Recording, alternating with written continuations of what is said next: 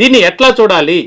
ఈ యొక్క lady fake ఖగోరీని control చేయటానికి మీరు ఏ రకమైనటువంటి కార్యాచరణ సిద్ధం చేశారంటే మీరేం చెప్తారు? ఏమండి, ఫస్ట్ ఆఫ్ ఆల్ ఈ పోరాటం నాది ఒక్కదాందే కాదు, ఇందులో నలుగురు వ్యక్తులు ఉన్నారు ఈ పోరాటంలో.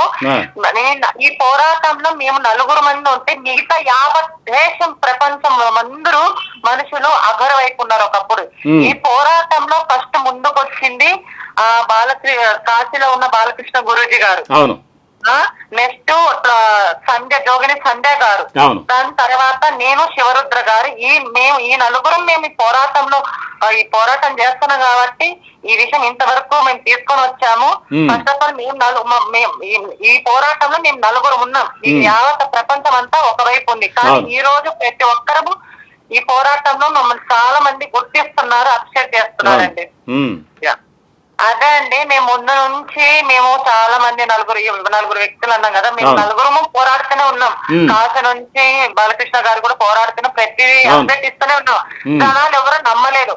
ఈ రోజు దేశవ్యాప్తంగా నమ్ముతున్నారు. ఎందుకంటే వీరు ప్రతిదీ ఫస్ట్ లో చెప్పిన మాటలు ఇప్పుడు లేవు.